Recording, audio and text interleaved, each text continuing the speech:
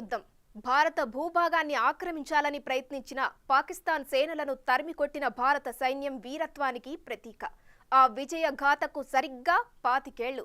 అత్యంత కఠిన వాతావరణం ఉండే కార్గిల్ పర్వత ప్రాంతాల్లో భారత సేనలు సాధించిన అనూహ్యమైన విజయాన్ని, వీర మరణం పొందిన వారి త్యాగాన్ని స్మరించుకుంటూ కార్గిల్ విజయ్ దివాస్ జరుపుకుంటున్నాం. అయితే ఈ విజయంతో చరిత్రను మించిన భయానక భవిష్యత్తు కూడా రూపుదిద్దుకుంది. ఇంతకీ కార్గిల్ యుద్ధం ఎందుకు జరిగింది? ఈ విజయం ఇచ్చిన స్ఫూర్తి ఏంటి? ఈ యుద్ధం మిగిల్చిన మరో యుద్ధం ఏంటి?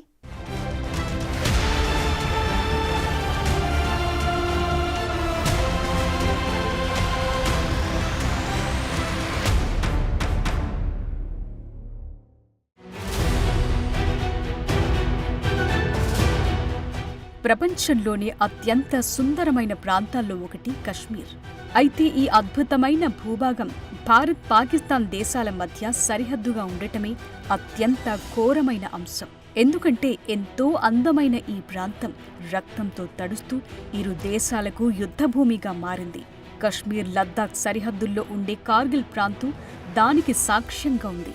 అయితే 1999 జూలై 26న కార్గిల్ పర్వత ప్రాంతాల్లో భారత సేనలు సాధించిన అనూహ్యమైన విజయం కశ్మీర్ను కాపాడుకోగలం అనే విశ్వాసాన్ని మిగిల్చింది. కార్గిల్ యుద్ధంలో భారత సేనలు చూపించిన ధైర్య సాహసాలు, త్యాగాలను తెలిపే ఈ విజయగాథకు 25 ఏళ్లు నిండాయి. అది మాత్రమే కాదు, దౌత్యపరంగా, అంతర్జాతీయంగా భారత్ను బలీయమైన శక్తిగా నిలిపిన రోజుది. అలాగే అంతర్జాతీయంగా మొదటిసారి పాకిస్తాన్ను ఏకాకిగా చేసిన సమయం. మరోవైపు పాకిస్తాన్ను ఉగ్రవాదాన్ని పోషిస్తోన్న దేశంగా ప్రపంచ ప్రజల ముందుంచిన ఘటన. పాకిస్తాన్ సిగ్గుతో తలవంచిన సందర్భం ఈ కార్గిల్ యుద్ధం.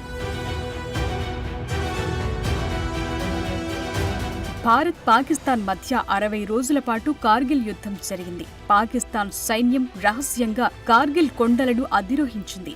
భారత భూభాగంలోని 15,000 అడుగుల ఎత్తైన కార్గిల్ శిఖరాలను పాక్ సైనికులు స్వాధీనం చేసుకున్నారు. కానీ భారత సైనికులు అలుపెరగని ధైర్యాన్ని ప్రదర్శించి పాక్ సైనికుల ఆక్రమణ నుండి కార్గిల్ను విడిపించారు.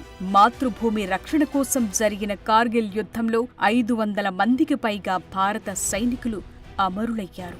వేల మంది సైనికులు గాయాల పాలయ్యారు. ఇక భారత అమరవీరుల జ్ఞాపకార్థం కార్గిల్లోని ద్రాస్ ప్రాంతంలో స్మారక చిహ్నం నిర్మించారు. ఇక్కడ కేంద్ర ప్రభుత్వం అధికారికంగా కార్గిల్ విజయ రజతోత్సవ సభ ఏర్పాటు చేసింది.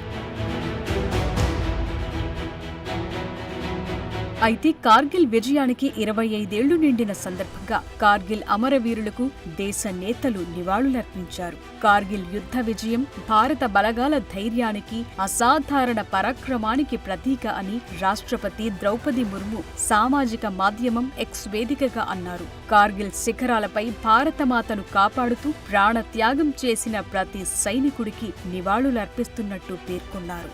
సైనికుల త్యాగం, పరాక్రమాన్ని దేశ ప్రజలందరికీ స్ఫూర్తి అని రాష్ట్రపతి ముర్ము కొనియాడారు. ఢిల్లీలోని జాతీయ యుద్ధ స్మారకం వద్ద రక్షణ మంత్రి రాజ్నాథ్ సింగ్ నివాళులర్పించారు.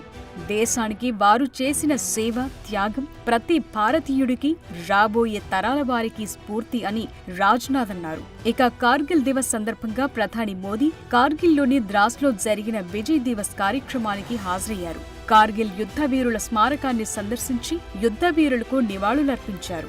భారత భూభాగాన్ని ఆక్రమించాలని ప్రయత్నించిన పాకిస్తాన్ సేనలను తరిమికొట్టిన భారత సైన్యం పరాక్రమాన్ని ఆయన కొనియాడారు.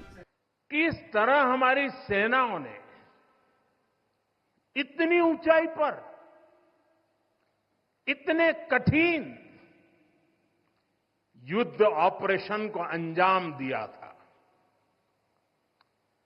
मैं देश को विजय दिलाने वाले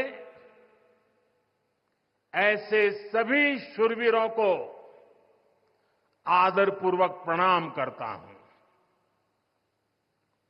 मैं उन शहीदों को नमन करता हूं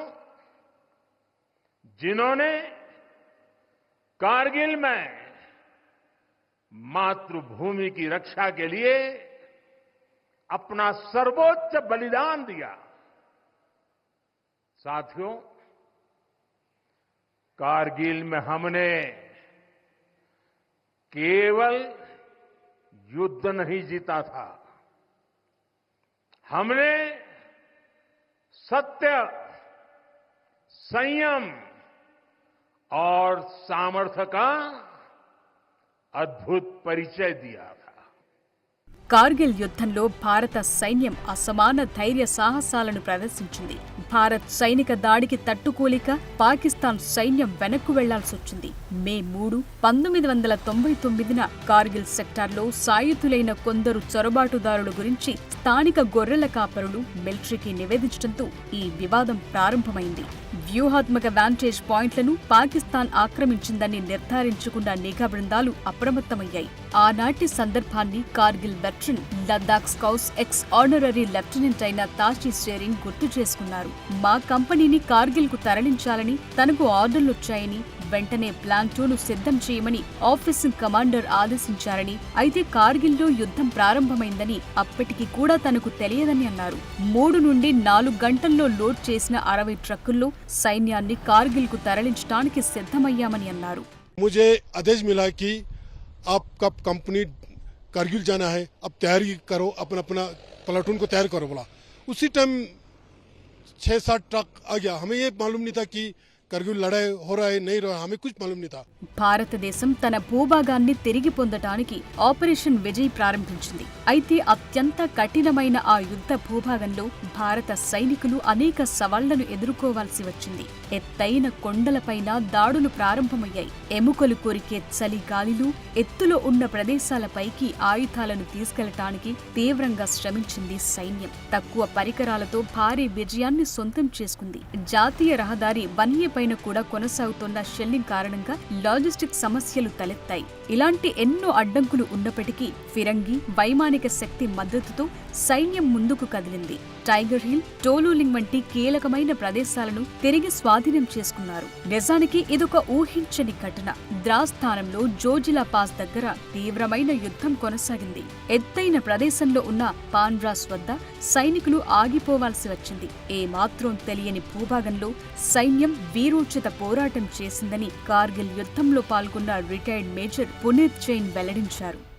As I said, it was an unprecedented move, and so the complete convoy, all stock and barrel, and moving at such a short notice through the Zojila Pass towards a place by the name of Dras, and we halted at Pandras, so which is quite a cold and high altitude place, and so challenges were that. We were going into a completely unfamiliar terrain without much information and totally unacclimatized. ఎత్తైన పర్వతాలపైకి ఆయుధాలను తీసుకెళ్లటం చాలా కష్టంగా మారిన తరుణంలో మే 26న Bharat operation సఫేద్ Sagar కింద వైమానిక దాడులను ప్రారంభించింది. పాకిస్తాన్ ఆక్రమించిన స్థానాలపై డబుల్ ఫ్రంట్ అటాక్ ను ప్రారంభించింది. అదే సమయంలో భయంకరమైన సవాళ్లు ఉన్నప్పటికీ పాకిస్తాన్ నుండి దాడులను సమర్థవంతంగా తిప్పికొట్టింది భారత సైన్యం. శత్రు దేశానికి తీవ్ర నష్టం కలిగించడంతో పాకిస్తాన్ సైన్యం తన బలగాలను వెనక్కు పిలిపించుకోవాల్సొచ్చింది. జూలై 4న భారతదేశం టైగర్ హిల్ స్వాధీనం చేసుకున్నట్లు ప్రకటించింది. అలాగే భారత దళాలు ద్రాస్ టౌన్షిప్ ను కూడా తిరిగి స్వాధీనం చేసుకున్నాయి. ఇక అంతర్జాతీయంగా వచ్చిన ఒత్తిడి కారణంగా పాకిస్తాన్ కార్గిల్ నుండి జూలై 12న తమ బలగాలను పూర్తి స్థాయిలో ఉపసంహరించుకుంది. జూలై 14న నాటి భారత ప్రధాని అటల్ బిహారీ వాజ్పేయి ఆపరేషన్ విజయ్ విజయవంతమైందని ప్రకటించారు. జూలై 26, 1999న యుద్ధం ముగిసినట్లు అధికారికంగా ప్రకటించారు. ఇక యుద్ధం ముగిసే సమయానికి భారతీయ సైనికులు 527 మంది మరణించగా 1363 మంది గాయపడ్డారు. ఇక ఒకరు శత్రుదేశం పాకిస్తాన్కు చిక్కారు. 1999 కార్గిల్ యుద్ధంలో దేశం కోసం అంతిమ త్యాగం చేసిన భారత సైనికుల ధైర్య సాహసాలకు నివాళిగా ప్రతి సంవత్సరం జూలై 26న కార్గిల్ విజయ్ దివస్ జరుపుకుంటున్నాం. భారత భూభాగాన్ని రక్షించిన భారత సాయుధ దళాల నరాల్లో ప్రవహించే అచంచలమైన స్ఫూర్తిని జూలై 26 గుర్తు చేస్తుంది. భారతదేశ సార్వభౌమత్వాన్ని పరిరక్షించడంలో సైనికుల సంకల్పం, అచంచలమైన అంకితభావం దేశభక్తికి, శౌర్యానికి శాశ్వత చిహ్నాలుగా నిలిచిపోయాయి. వీర మరణం పొందిన మన సైనికులకు నివాళులర్పిస్తున్న ఈ సందర్భం మనది ఐక్యమైన జాతి అని గుర్తు చేస్తుంది. మన భవిష్యత్ కోసం ప్రాణత్యాగం చేసిన సైనికుల వీరత్వాన్ని స్మరిస్తుంది. పోరాట విలువలు, ఐక్యత, సమగ్రత, దేశం పట్ల ఉండాల్సిన ప్రేమకు ఈ రోజు ప్రేరణగా ఉంటుంది.